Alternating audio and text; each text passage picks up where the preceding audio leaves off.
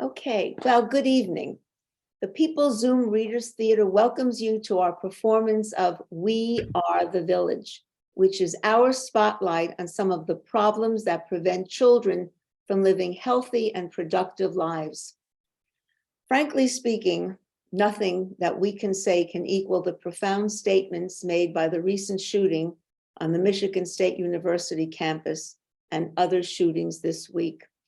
We are all deeply saddened by the loss of lives and the emotional trauma for all of us caused by guns.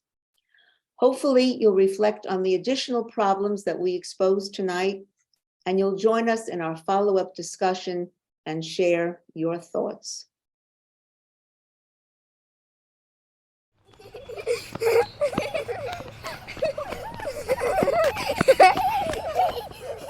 Can you make baby poems for those who love special babies?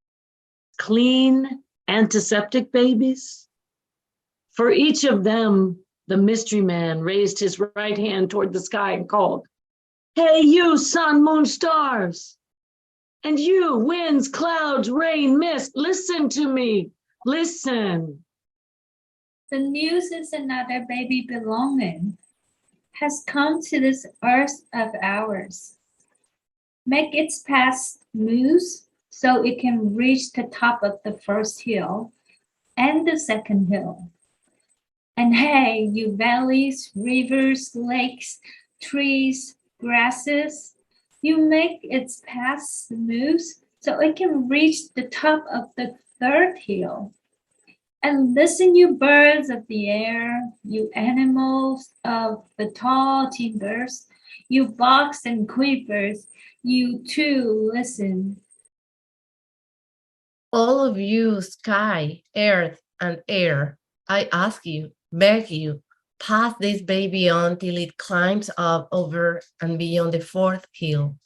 From then on, this child will be strong enough to travel on its own and see what is beyond those four hills. Carl Sandburg, the famous American poet, surely captured the silent prayer every parent, grandparent, and family member utters as they cradle this miracle of life in their arms. On those sleepless nights, as parents sing to their beautiful newborn, visions of a happy, loved, successful child must fill their hearts with joy. Their hope is that all God's creatures will help them in their parenting as they shepherd their child through life's challenging journey.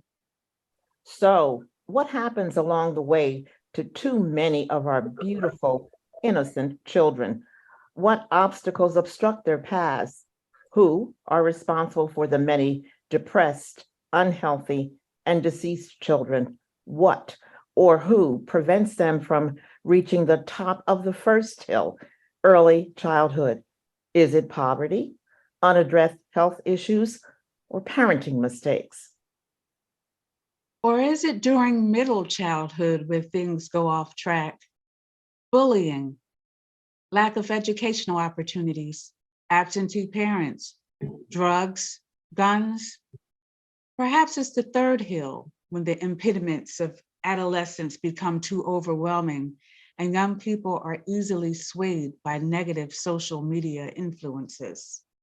Or could it be while ascending that fourth hill, early adulthood, when the pitfalls, frustrations, jealousies, rivalries, insecurities, and disappointments, despair, loneliness, bullying, depression, and misguided parenting eclipse their self-confidence, their achievements, and their faith in a fulfilling future. The topic we are addressing today are the obstacles that prevent our innocent children from acquiring the happy, healthy, safe, and satisfying life they deserve. How have our parenting, educating, and governing fallen short? What can we do better as a community, as a society, so that more children can fulfill their potential and their unalienable rights to life, liberty, and the pursuit of happiness? It is critical that We do better because, as the 31st President of the United States said, children are our most valuable resource. Call attention to the many problems that children are dealing with and the kind of people who are directly or indirectly responsible. We have recreated a dwelling for people who mentally or physically abused children or negatively influenced our children. In this special dwelling, we meet assistants, people who now understand their mistakes and are assisting newcomers in their understanding of the mistakes, offenses, intentional or unintentional, they have committed against children. The newcomers have names. Those who have been around a while are still waiting for their assignment, have numbers. Excuse me, I am Assistant 1, and I now need to welcome a new arrival, Rudy, who recently died. Why are there signs all over the place about children? I'm glad you asked. My favorite is the sign that says, "Safety and security don't just happen. They are the result of collective consensus and public investment. We owe our children, the most vulnerable citizens in our society, a life free of violence and fear." Nelson Mandela, former president of South Africa. Very nice, but what does it have to do with me? If only you felt the same responsibility that Nelson Mandela talked about. What are you talking about? Where am I? And what am I doing here? You really don't know? Assistant 2, please tell him. You are in a special place. You will be assigned eventually. You're joking. Why am I here? For negligence. For failing to contribute to the health, safety, and welfare of our society's most valuable resource, our children. That's ridiculous. I contributed it significantly to our society. Where is the manager here? Somebody's made a terrible mistake. No mistake. You clearly belong here. Really? You don't think I'm helping society with my factory? We make products that a lot of people buy. Well, not anymore. What are you talking about? You are no longer among the living, and neither is your factory.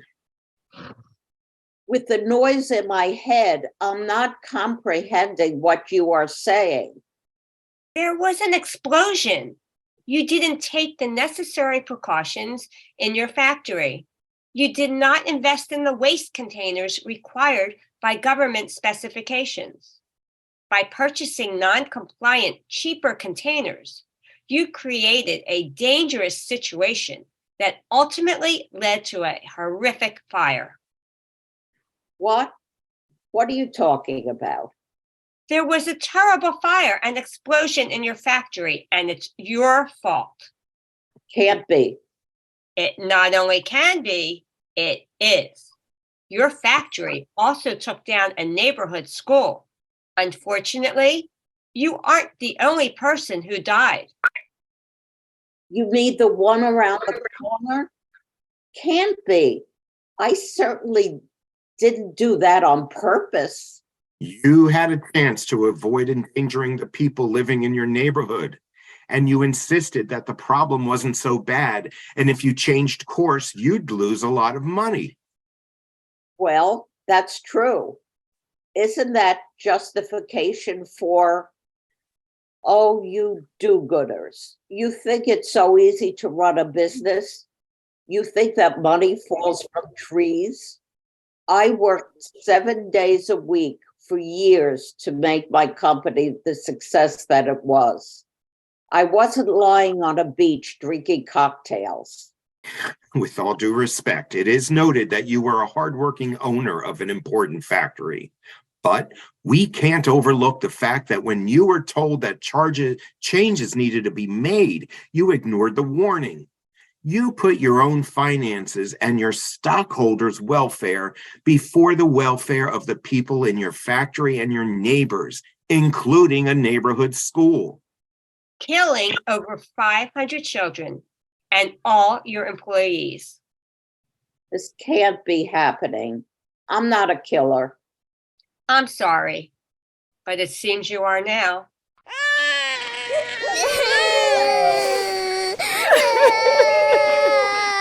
What is that noise in my ears? The intermittent cries of all those children and their families and friends and neighbors. It's deafening. Stop it. I can't take it. You may not have a choice. This is your situation for now. What do you mean for now? Your final assignment will be decided later.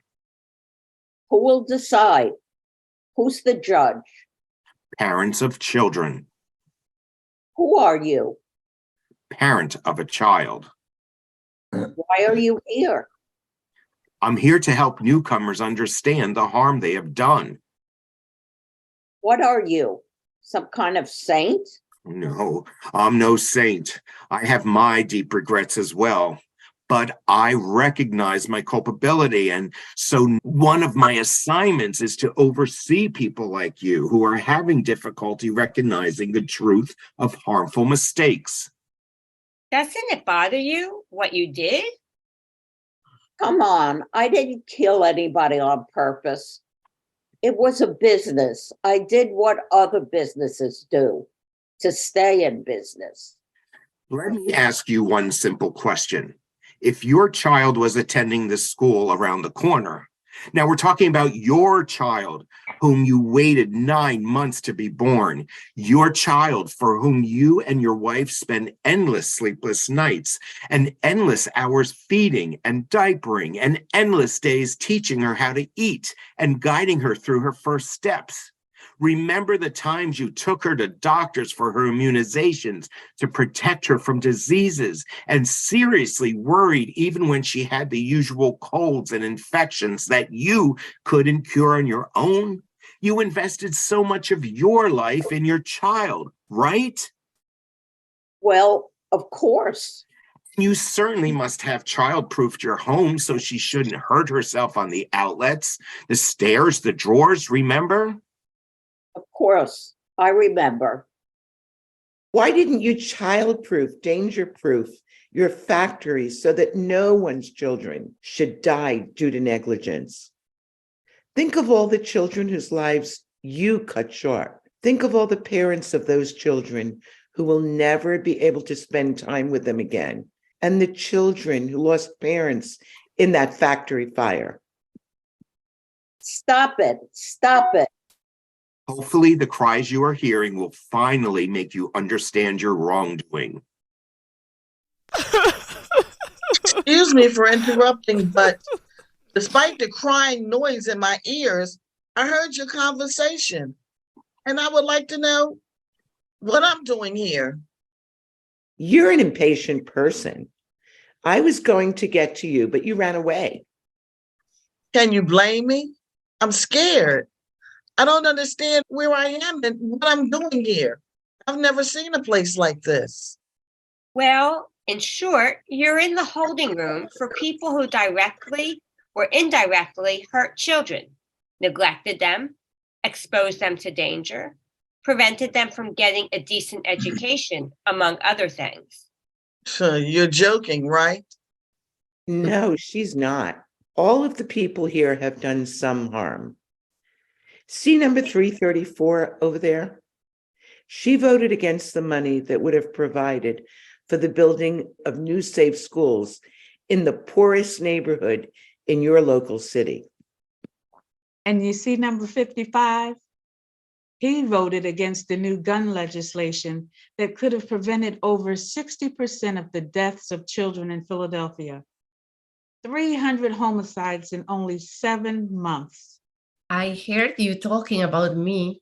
I don't know what's wrong with those people who think that guns are a problem. It's the people who use them. They need to be held accountable. Yes, they should be, and they will be. Nobody debates that. But you too need to be held accountable because you made it much too easy for people who are angry or emotionally troubled to get their hands on guns, guns that can kill many people at one time. In fact, your crime is worse. Surely you agree that there are troubled people who need help, and you believe they should be punished, right? Yes, that's what I said. Well, if you know there are troubled, angry, sick people out there, why do you and people in your business make it so easy for these people to get guns? What can possibly be the motive other than greed? Yes, what can your motive be to market these terrible weapons of mass destruction to troubled people? And let's not forget about how you marketed guns to children. What were you thinking? We didn't break any laws according to the Second Amendment. Oh, well, we all know about the Second Amendment and when it was written, 1789, when we didn't have police to protect our citizens. Even then, nobody had weapons like these assault weapons. You know better than anybody that this type of weapon is meant for the military. 49,000 people were killed by guns in 2021. In 2022 alone, there have been over 600 mass shootings. Now, you might not have broken any laws currently on the books, but you broke the laws of ethics, humanity, responsibility, and concern for our society, especially our children. Do you know that today one of the greatest fears children have is being killed in their schools, on the streets where they live, in the malls? Our children are living in fear. This is why you experience the loudest of the crying voices in your head. Don't forget to mention the suicides. Over 1,859 suicide deaths in 2021. You bear some responsibility for many, those who use guns to kill themselves. And don't forget all the family members and friends who were forever scarred, changed by the violence they've witnessed and the loss of their endured. The cries of every single child who has been killed by one of your guns and the family and friends who've been forever broken will ring in your ears until you face what you've done. Hey, I need some help. I was just getting around to talk to you. Thank you. And if you would be so kind, tell me what I'm doing here. What did I do wrong? You also had a gun problem. Was it wrong for me to have a gun to protect my home? It was legal and I needed it. You had the right to have a gun, but you didn't have the right to be so careless. You left it unlocked. You made it easy for your son, whom you treated with callous indifference, to use when his spirits were low. What are you talking about? You frequently berated your son. You made him feel worthless. And when you cursed him out for a bad report card, you made him feel that life wasn't worth living. That's not true. You know nothing. Still denying it. That won't help you here. You never listened to his cries for help. What cries for help? He needed you to show you can't, especially when he got in trouble at school. He needed your attention. I gave him attention. Not the kind he needed to feel worthwhile, to feel loved. You made him feel guilty for interfering with your life. I had my own problems. His mother was gone. I didn't have any help. I didn't mean to hurt him. I only wanted him to succeed, be better than me. But what did you do to help him? Where was the love he desperately needed to make him feel he was valued? How often did you listen to your son when he needed to talk? He didn't want to talk. Are you sure? If this is so, perhaps he grew up thinking you weren't really interested in his feelings, his worries, the things that kept him up at night.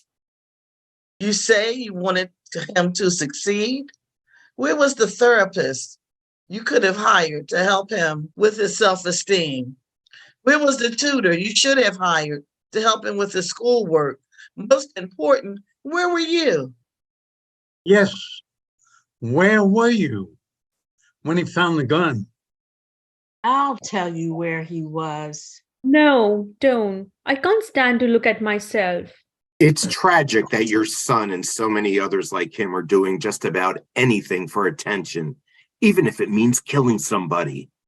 Children who are denied the love, guidance, safety, and security they so desperately need will do whatever it takes to get approval and adoration from their peers on social media and others who are equally deprived. No, unfortunately, your son is not alone. Today, much of the crime in cities is committed by children. It's heartbreaking. Jackson, it's heartbreaking. You aren't the only one who's made mistakes. At least now you appear to have regrets. Yes, I do. I definitely do. Well, it's clear you didn't realize what was going on. Regrettably, we can't say the same for Carla over there. You mean the one with the long hair?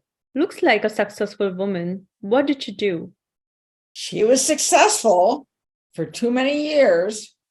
Doing what? Sex trafficking. Really? Doesn't look the type. Well, something turned her mind into turpentine. Do you know how many young girls and boys she destroyed? Are you talking about me? I'm not deaf. What's your excuse? How did your conscience get pickled?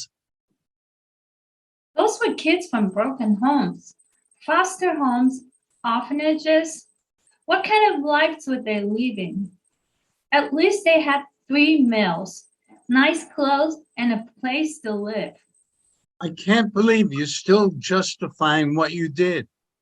If you cared so much about the welfare instead of your fancy lifestyle, you could have helped them in a meaningful way instead of destroying them. You literally undermined their self-respect, their future. You turned them into sex machines. They were emotionally and physically tortured. What's your excuse? Abused when you were a child? That's right. I didn't have any choice. I don't recall anybody saving me from abuse. No safe place when my stepdad used me. I'm not minimizing your dreadful situation. It's truly a crime that nobody helped you escape before you were old enough to escape yourself. One would think that because of your terrible experience, you would be less likely to abuse others. How could you ever think your abuse entitled you to take out your revenge on innocent children? You, in particular, should know better. I guess I do. I really have no defense. I agree with that. I can't imagine anybody doing what you did. I value life, so I certainly don't belong here. I should have been moved a while ago. I tried to prevent the killing of many people, fetuses. You must all know that abortion is a sin. Taking of a life is a sin. So why should I be punished? I should be rewarded. I guess you still don't get it. I understand where you're coming from, but you have to understand that in certain religions, the fetus is not a person. It's considered a physical part of the pregnant individual's body, not yet having life of its own or independent rights. In fact, the fetus is not viewed as a separate from the person's body until birth begins and the first breath of oxygen into the lungs that allows the soul to enter the body. Well, that's not my religion. I understand this, but in America, our religions do not inform our laws. In our country, there is a separation of church and state. And for that reason, each woman should have the right to decide what is best for her body, for her family, based on her beliefs. You, of course, should have the right to make decisions regarding your body and your family planning.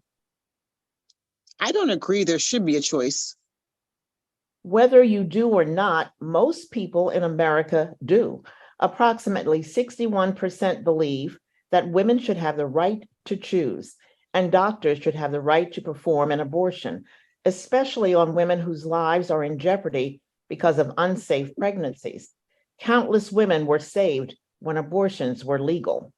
If you value life so much, number 23, why wouldn't you want to save these women? Of course, I don't want anybody to die. But your position on abortion is causing many deaths. Can't you see this? And it's not just unsafe pregnancies that cause women to die prematurely. Women who feel their lives are out of control or incapable of having a child are often so desperate they take their own lives. And what about the child? Do you honestly believe that forcing people who can't afford to take care of a child is good for the child, good for our society? You say you're concerned about the life of a child, right? Well, do you really think the birth of a child, terribly deformed, severely handicapped, condemned to a miserable existence is a blessing? All life is a blessing. Well, maybe for you, but you have no right to make this decision for other women or even these children. And when you contributed to the death of a doctor who performed abortions, you were indirectly killing a person who helped save women's lives. Such a doctor also helps prevent the birth of children who would clearly be a lifelong burden to the mother, the family, and even our society. A burden? What are you talking about? Well, number 23, what are we saving them for? A life of misery? Who takes care of these unwanted children, especially those who are incapable of taking care of themselves? Too many end up in foster homes, residential treatment centers, even jail, because their parents weren't able to care for them properly. It doesn't have to be this way. But this is the reality. You know that. And due to your selfish actions, you have sentenced many girls and women to a life of emotional and physical harm. And you have also condemned many children to a life of mental and physical pain. The cries you are hearing are from all these people you have directly and indirectly harmed. Where am I? I want out of here. Who's in charge? I don't know what's going on, but this is ridiculous. I'm not a killer. What did I do wrong? I'm a politician. I have important work to do. Sir, the fact that you don't know is beyond belief. You taught hate. That's your offense. You took the sacred power your constituents gave you, and rather than help them, you used your position to divide them with messages of hate, racism, prejudice, and tons of misinformation. I don't know what you're talking about. You are not a stupid man. I think you know very well what you were doing. But I wonder if you know how many people you have inspired to bully, threaten, and physically attack people they don't like because of people like you. Oh, you have had a terrible influence on our children. The social media platforms are filled with messages of hate that children are receiving and sending every day. That's crazy talk. Stop lying to yourself. I have to weigh in on this one too. You were elected to represent the people of your state.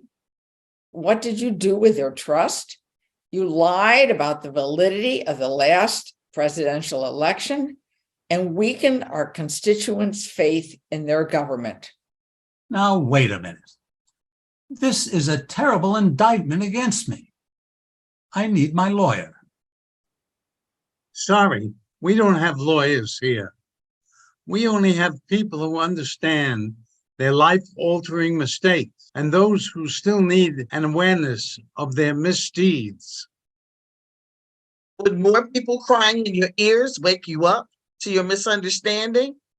How can the children in our society grow up to be honest, ethical, and caring people when too many of the leaders of our country are such poor examples? I don't know what caused you to come here at this time, but I'm very glad you are no longer out there sprouting your lies, dividing the people, and sending dangerous messages. Dangerous messages? I thought I was making things better for the people in this country. The country or the wealthy? You cut taxes on the wealthy, making it impossible to help those in need in your state. You refused money from the federal government for unemployment benefits, refused Medicaid expansion, refused relief for COVID. You rejected federal money that would have helped a lot of poor and middle-income people in your state, including children. And for goodness sakes, why are you opposed to the child tax credit, a fully refundable tax credit for families and qualifying children? Now, wait a minute. You know as well as I do that when people get this kind of help, they stop looking for jobs. That's nonsense. Too often the jobs available pay so poorly that people need extra help, especially people in your state who are not treated equitably because of the color of their skin, their age, sexual orientation, or because of a disability. Oh, come on. These are just excuses. There are plenty of jobs available for people who want to work. Everybody can come up with an excuse for not doing well. That kind of thinking does not help. Try to understand that when people are denied a decent living, whatever the reason, they are relegated to poor neighborhoods that have underfunded schools that make it extremely difficult for their children to acquire the skills they need to improve their lot in life. You know, many people in my state believe, as I do, that it's everybody's job to take care of themselves. Really? Then how do you justify voting to prohibit a woman's right to determine her own reproductive choices, including the right to an abortion? You want the government to dictate the most personal choice that a woman has, and you call that the right to make one's own decision? Nonsense. We aren't talking about that. We're talking about people doing more to provide for their own families. Yes, that's true.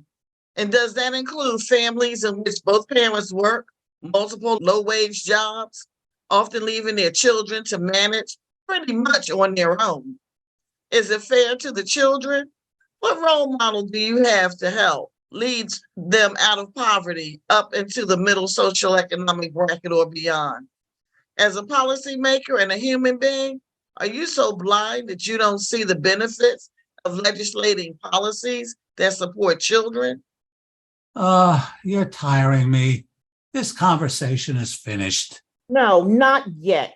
Instead of helping to create legislation like child leave and child care that would improve lives of parents, make it easier for them to work and pay for the usual family necessities, you prevented these critical life-saving laws from passing. How can you justify this?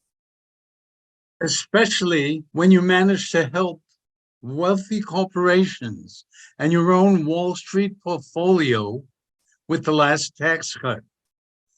Do you see what's wrong with that? As I said, I'm finished with this conversation. I just wish that the noise in my head would stop. I believe my wife is somewhere. Any chance that I can see her? Sorry. Your wife is in a different place. She had a heart, a sense of responsibility. She contributed her free time and her own money to help make local community centers relevant and useful to young people. I'm sure you know that young people desperately need places where they can make friends and do things that make them feel good about themselves. Yes, she was good about these things. I agree with you about my wife. She was a wonderful person, and she didn't deserve to die. The accident, I'm to blame. Yes, At least you accept responsibility for that. Excuse me, but I wasn't elected to anything. All my life, I've minded my own business. I didn't have children because I never had the patience for them. So why am I here? There must be a mistake. I guess you never read Hillary Clinton's book or never heard her say that it takes a village to raise healthy, well-adjusted children. Every person in our community bears a responsibility for the welfare of all, the education of our children. Among other selfish things, you protested against school taxes for people without children in the system. I don't understand why I should be taxed when I never use those schools, never even used the public library. You're a member of our society. You are not living on an iceberg in the middle of an ocean. All of us are responsible for providing our children with the love, guidance, and education that will prepare them with the skills, knowledge, and values they need to develop into successful adults. Don't you understand? We desperately need skilled and knowledgeable adults to participate in our society in a meaningful way. They are our leaders, our teachers, doctors, nurses, lawyers, engineers, grocery store owners, police officers, firefighters, bus drivers. And I assume you want our pilots, plumbers, electricians to know what they are doing. We all benefit when our children grow up to be contributing members of our society. This all sounds wonderful. Disneyland talk. Let's be honest. The truth is, it all depends on what goes on in the home. Come on, you know it. Don't blame people like me when there are problems in our society. Blame their parents. Of course, what goes on in the home counts very much. But we're not talking about Disneyland fairy tales. We're talking about reality. And we know too often parents can be suffering from a divorce, a death, unemployment, alcoholism, drug addiction, and their problems definitely affect the future of their children. I'm sure you know many parents are working 2 or 3 jobs. Vacations are non-existent. Technology is requiring everybody to be available 24/7. Life is exhausting. Blaming doesn't help. While it's true that we have a lot of parents in our dwelling who have made tragic mistakes, not all of these people were intentionally harmful. Many were often victims themselves. Well, parents should get help if they need it. You're right. If parents could get the help they needed on a timely basis, their children would benefit significantly. Unfortunately, not everyone can get help. Not everyone can afford to get help. The health system as it is doesn't treat mental health and addiction issues with the urgency and respect they require. Too many people can't get the help.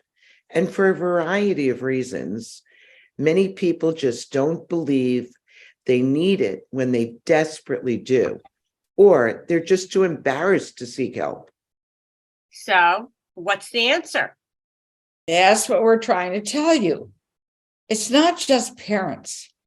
It takes a village. We all need to help, including our national, state, and local governments. Teachers, neighbors, relatives can definitely help too. Children who are angry, scared, frustrated can be helped by every one of us. Even a kind word, an uplifting comment, a compliment can make a difference, especially an offer to listen. We all need to keep our eyes open so that we can help our children who are in need. Remember, we are a village. This is true. And too many children, especially teenagers today, lack the hope of a better future. As a result, they get into trouble when they don't see a way of escaping the cycle of poverty that they were born into, a path for a successful future, a decent standard of living. Drug use, criminal behavior are the results. And this pandemic has just exacerbated everything. And whose fault is that? Well, we could spend time assessing blame, but that won't help these children. What will help is more money for schools to address the inequities of the student population. And money to compensate a significant number of social workers and therapists who have an abundance of knowledge and understanding about the problems and frustrations that children carry with them.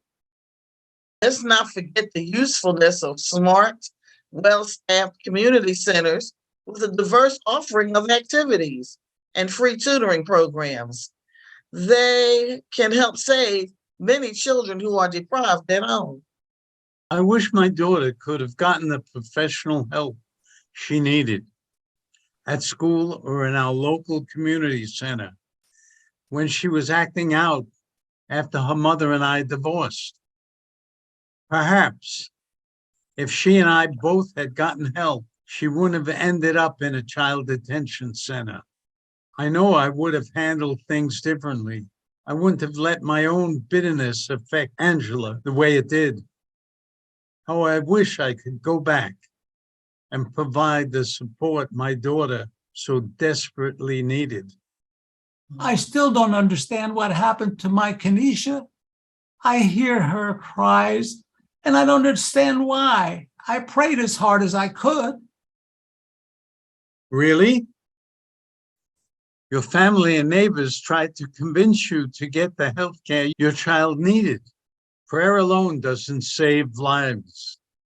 You let your religion prevent you from enabling Kenesha to get the vaccinations she needed and the medication and care that was necessitated by the disease she contracted. You buried your head in your books and refused to listen to the cries of others. There was no reason for Kenesha to die. It was unnecessary tragedy. I really believed I was doing the right thing. I guess I could have used professional counseling. For sure. Unfortunately, I made mistakes too. My head was buried in my work. I didn't realize what was going on until our daughter became a teenager. I was forced to hear when she was in juvenile jail. It's a few years ago. There's a lesson to be learned. I'll let you and others hear my daughter Lily's story as she told it in an essay she wrote in juvenile jail. All I ever got from my parents is that I am a loser. Not as pretty as my younger sister, smart as my older sister, or as athletic as my handsome brother. My social life consists of going to his games and watching my younger sister in her dance recitals. I had friends, but when we moved a year ago, I say goodbye to my best friends who were like my sisters. I try my best to make new friends in my new school, but you know what happens to girls when they are old enough to speak. They bond, they create their own clubs, cliques that are rarely open to newcomers. As much as I tried to make myself likable, I failed. I was so unhappy. I felt so alone until Missy talked to me. It felt good to have somebody want to talk to me. I knew it was wrong to do some of the things she did. It seemed her parents were never at home. And perhaps she needed me as much as I needed her. She wanted life to be fun and exciting, and so did I. So when she asked me to go with her to a supermarket and then take things that we didn't pay for, I let my need to have a friend overcome my fear and my conscience. Well, we were caught and ended up in juvenile court. It's a very sad story, but one we need to hear. In fact, I think hearing the thoughts of our children will help our newcomers who are still having difficulty understanding the needs of our children, their thinking, their pain. Good suggestion. Here is a poem by Nasaya, an 11-year-old girl in the shelter at CCYC. Once upon a time, there was a dream and a passion to love the world and to love the people and to love you. Love your dream and only your dream and your passions, and only your passions to have a dream, to live your life so you can be free. And if you don't, you will be lonely. That sounds like my child. It's terrible that she ended up in a shelter. Such a sweet, hopeful child. I belong here for all that I didn't do to help my child. Here's another poem by Nasaya that she wrote in the AHA Expressive Arts Workshop that was given by the CCYC shelter. The little boy. There once was a little boy who lived on a farm for over 10 years. Then the family was in danger. They had no place to hide. They found a little girl while they were looking for somewhere to hide. They found an old abandoned house. They stayed there. People were looking all over for the family. They stayed there for some months. Then the people found where they were hiding. They were sent to a camp for some years, and the people were not worried about the family. Some years passed. The family died a few years later. No one cared or worried about the family, the little boy, or the little girl. I don't know, Nasia, but this deeply tragic poem tells me how sad and lonely she and others like her are.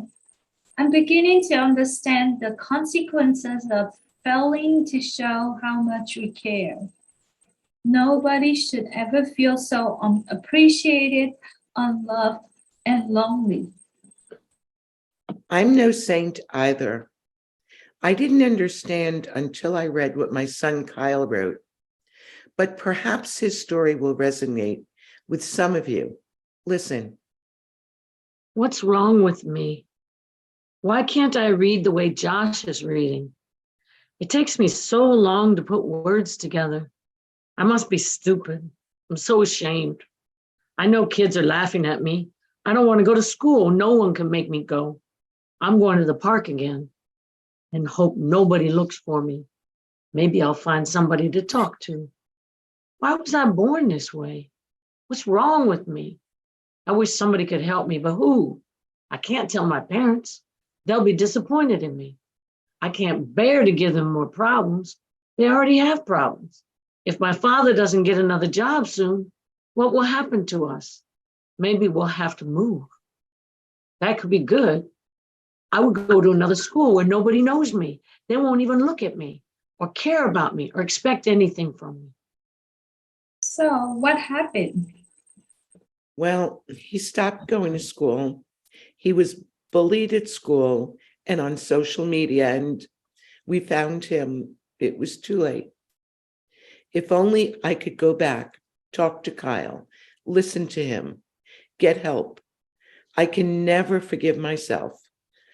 My punishment is to try to get the message out that our children need so much more attention, love, and help than we as parents and community are giving them. We have all sadly learned about the unfortunate treatment of too many children who are suffering from undiagnosed ADD, ADHD, dyslexia, or other learning disabilities. They were labeled as lazy, unmotivated, and problem children. And let's not forget the children who, for different reasons, never really learned to read and were promoted to the next level, incapable of succeeding. It wasn't their fault that their problems weren't recognized and dealt with. No, none of this was their fault. And yet they were treated badly, and some tragically. What about Kyle's teacher and others?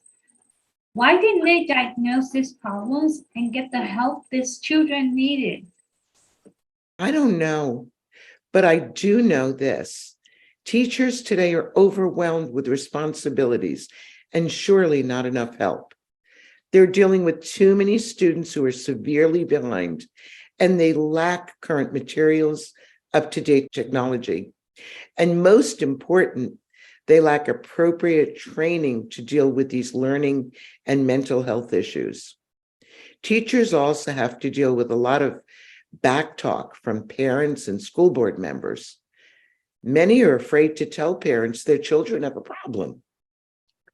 Teachers are also frustrated by the lack of control over the curriculum and the constant testing.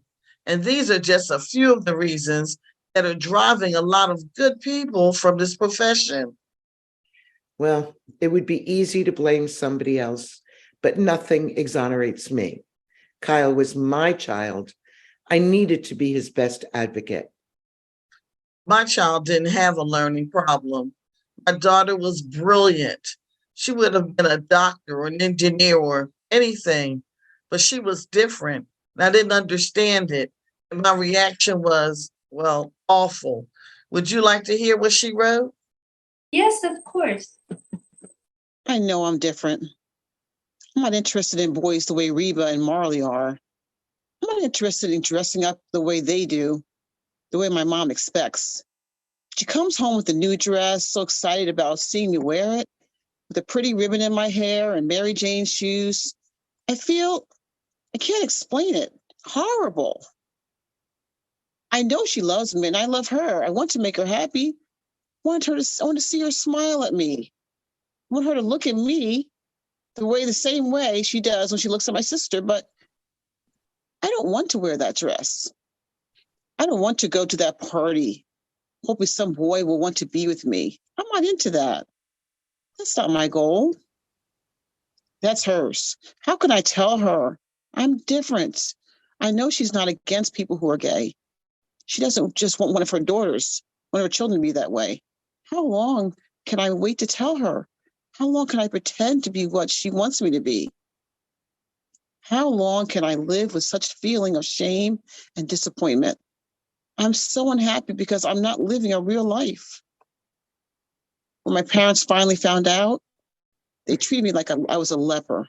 They refused to understand that this was not my choice.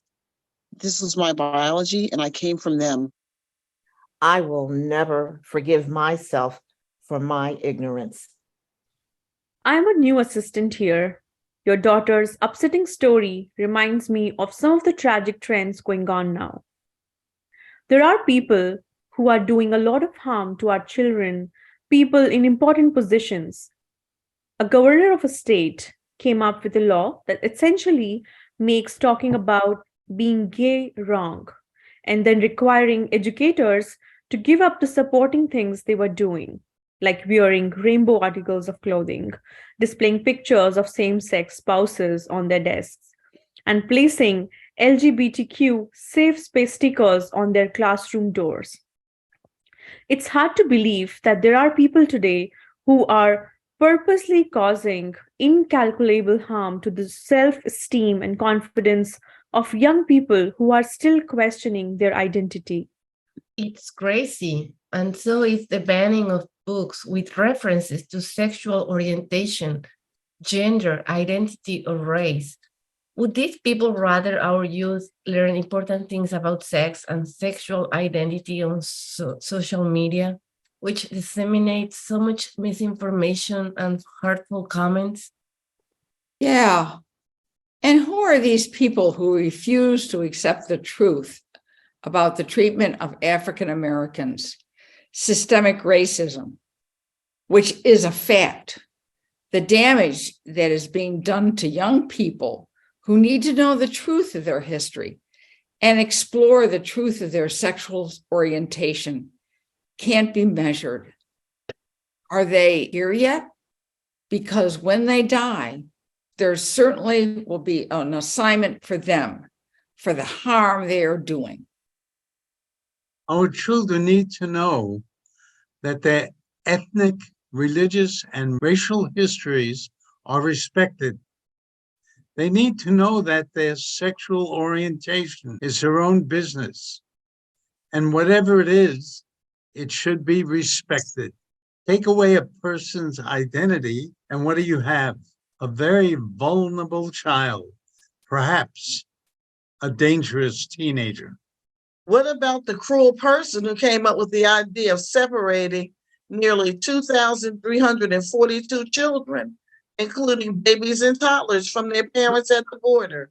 I can't even imagine the trauma this has caused many children. How do you ever recover from something like this? Is that guy here? Not yet, but we have a special assignment for him and others like him. I'd like to share a poem written by Chase, a 17-year-old in detention at CCYC, PA Chester County Youth Center. His wise reflection on his life is extremely powerful. Questions. Speak up. Respect what is written or being shared. Don't criticize other people or what they say or think. You don't know what they're going through. What masks do I wear? When I'm upset, I put on a mask to make people think I'm okay and happy, so they don't think downly on me, because I feel embarrassed and have no one to talk to. A truth I'm afraid to share? I skipped school, didn't want to tell my parents why I skipped school and didn't want to go to school. It was my last day of 10th grade. I skipped with my friends from outside of school, friends in my neighborhood. I stayed at my friends the whole time. A lie told to cover a truth. I went over to my friend's house for like a week. I told my dad I was at my grandma's house for the first 3 days. He still, to this day, did not find out. If people only knew how I was really feeling, they would be mad that I didn't share with them. They'd probably try to help me get through it. Even the people I wouldn't think would help me or thought maybe that they didn't even care. What am I feeling right now? I'm feeling very happy because thinking about the question, if people only knew, makes me happy knowing I have people that care and want to get me the help I need and want without being afraid to speak out loud to them and share my thoughts and feelings with them. I wonder if I speak up more often, will I gain more help, gain more people who care, gain more motivational factors in my life? If I do it now instead of waiting, will I have the self-confidence to keep on speaking up, letting my feelings and thoughts get released out of my negative mindset? Questions. Chase sounds a little like my child. Oh my God. I didn't know how to be a good parent. I didn't know what to say or do when he needed help. I couldn't seem to find a way to show him how much I loved him. I didn't even have time to process what was going on. When he misbehaved, all I knew was what I learned. Spare the rod, spoil the child. Oh, if only I had another chance, a do-over, I would do so much better. Radia's poem is also one I think we should hear. She is a 14-year-old girl now living in the same detention shelter. When I think of the trauma endured by children when the family situation is not normal, I feel sick. Her story is truly heartbreaking. Once there was this girl that was 14 years old. She loves to be happy with her family. Then something happened with her family. She didn't know what to do, what was going on. She went with her grandma. Then she went to court. Her grandma was so upset with something, so her grandma dropped her off at her mom's house. Her mom was crying. Then her mom called these people. They came to her house and got her brother and sister. Can anybody ever recover from such a horrendous experience? Is there any wonder why Raina may have gotten into trouble, the kind that landed her in a detention youth center? Excuse me, I'm new here. I have a very personal question. Is there a place for good people, people who've saved lives by words or deeds? Yes, of course. In fact, you are one of these good people. You will soon join the others who are recognized and honored. And I think you will appreciate this letter that we have from many grateful children. They want to thank all the members of their village that saved them and gave them a chance to overcome the obstacles they encountered in infancy, childhood, adolescence, and beyond. Dear mother, Father, Sister, Brother, grandparent, Aunt, Neighbor, Teacher, Doctor, I knew you dreamed that I would grow up to achieve my dreams. Well, I'm happy to say that today your dream and mine have come true. This is my graduation day. I remember the challenges you faced, especially all your losses. I know how badly you felt because you couldn't control my life. You couldn't prevent the insecurities, the fear that I endured. I also know you never gave up trying. You helped me in every way you could when I was down. You listened to my hurt and anger. You hugged me and helped me get the resources I needed one way or another. I know it was truly hard for you to reach out for help, but you put my needs before your pride. You found that extra ounce of energy and optimism. You never gave up on me. And because of you, I never gave up on me. I felt the need to make smart decisions and not give in to negative voices around me. And to be honest, there were times when I were tired, very tired of seeing others have it so easy, tired of spending so much time studying and working low-paying part-time jobs after my classes, tired of people telling me the challenges were too great, tired of people telling me to lower my expectations, just plain tired. But seeing your belief in me and seeing your persistence inspired me to follow your example. So today, when I accept my diploma, I will remember how I got here. I thank all the people in my village who helped me make the 4 hills of my youth as smooth as possible so that I could forge a promising future. With your blessing, I will continue to achieve my goals and provide a shining example for my children. you're loving and grateful. Child, student, Patient, friend, neighbor. I guess that says it all. I agree with you. There is little we can do in this dwelling, but we hope we've raised an awareness of the consequences of our behavior and the need as a community to help make things better for our children. To sum it all up, we have a few suggestions that might help pave the way for happier and healthier children, the future of our world. children are not born bad. They are not born criminals, thieves, or murderers, and they aren't born unhappy, scared, jealous, or desperate. And so who makes them this way? If they feel like nothing, they will treat others like nothing. If they have emotional, physical, educational problems, get help. Don't wait, don't postpone, don't think the problem will just go away.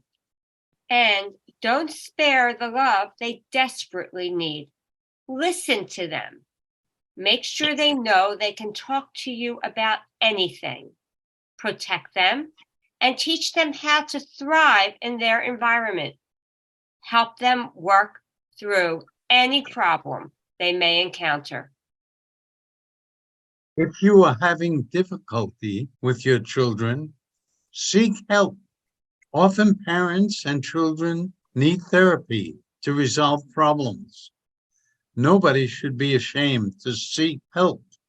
An experienced therapist often helps parents and children communicate more effectively and, as a result, change the dynamics at home. If you are an educator, please don't label your students. Please try to find the key to open each student's mind. We all learn differently. We all have different strengths and weaknesses. We can excel in different ways. There are 9 different types of intelligence. Try to find a way to reach each student and help that student know that you care about his or her happiness and success. As Frederick Douglass, the great abolitionist and statesman, said, it is easier to build strong children than to repair broken men. If you don't have children, try to understand that we are all in this together. It's our country, our society, our city, our town, our village. We all need to be champions of children. As a member of our community, please vote for people who recognize society's responsibilities to provide for each child with quality shelter, food, education, opportunities for social and skill development, and genuine possibilities for fulfilling future. We are the village. We hope you agree that we are all members of the village, and we all have a vital investment in the future of our children. I continue to believe that if children are given the necessary tools to succeed, they will succeed beyond their wildest dreams. David Fetter, former U.S. Senator. Now it's your turn. Please share your thoughts on the problems our children are facing today and your suggestions for helping them.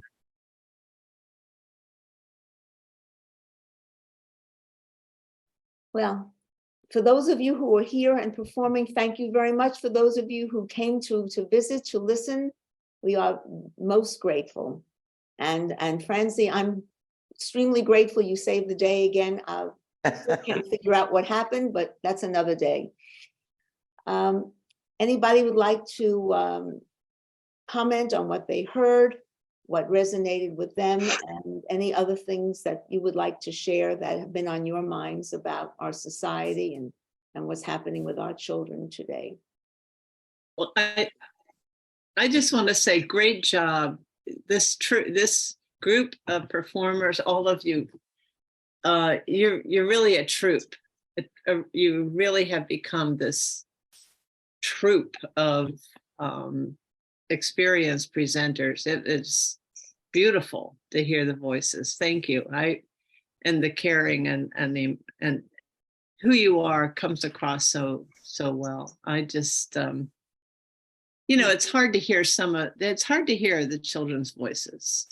I think you did a good job, amazing job at presenting some of the different voices there are in society and some of the arguments against, the right actions and the reasons that children get into trouble, but also the justifications people make for their behavior, politicians, et cetera.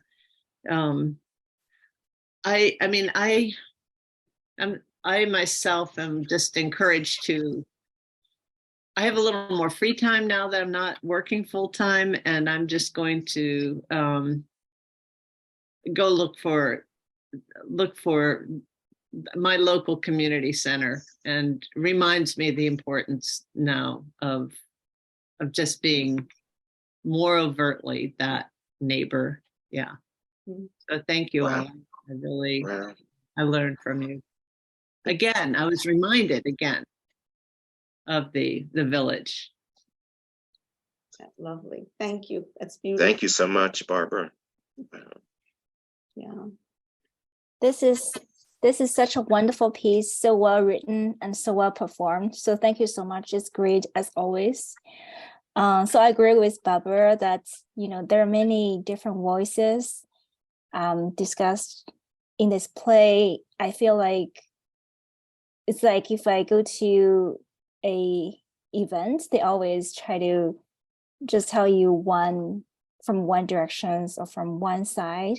But I really like it that both voices, express different voices, but also give you idea why we should do that way. So I really like that type of deep thinking part of thing. Another thing I think it's really inspiring is about educators. I'm an educator myself, and I feel like you really should different students really behave differently, and you feel like they do not put efforts into their course or something, but that may have the hidden reason. So just be tolerant and try to help them as best as you can. Oh, how lovely. That's wonderful. I'm sure you're a wonderful teacher. Thank you, Alexis.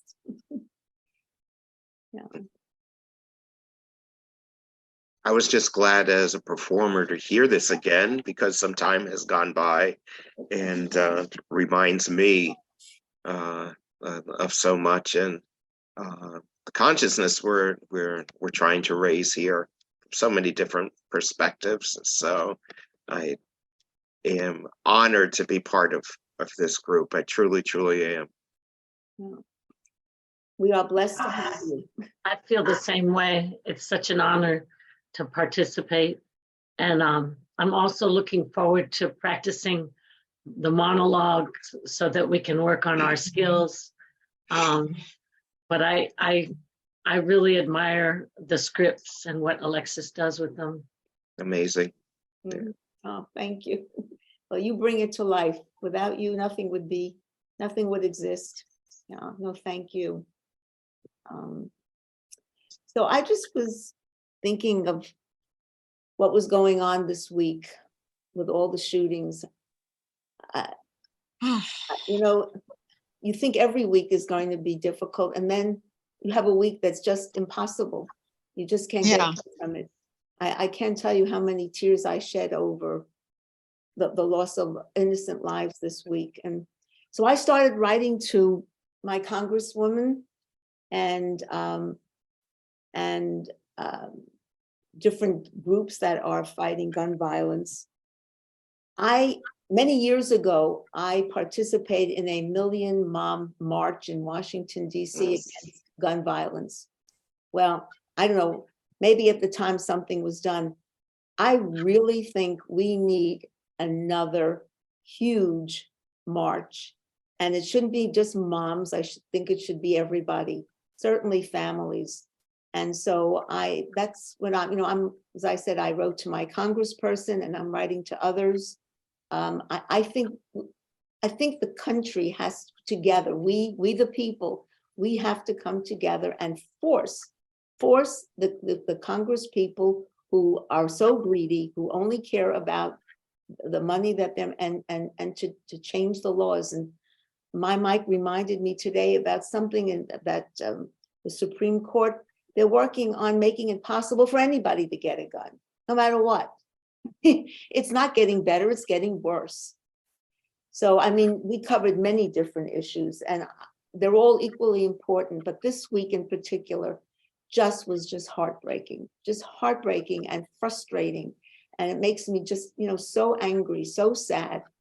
And I just feel that if there's any way that any of us can put pressure on our representatives to know that we are ready to go to march, to sit there, to protest until something is done.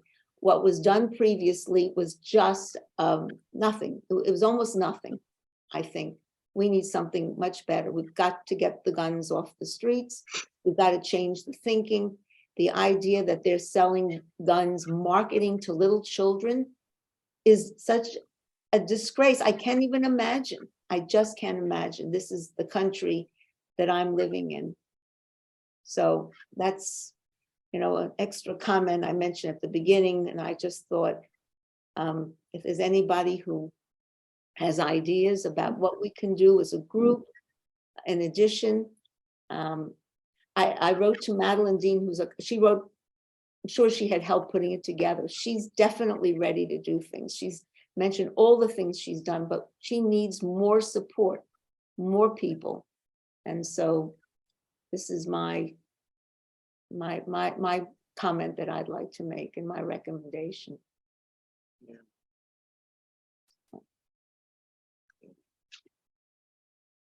Well,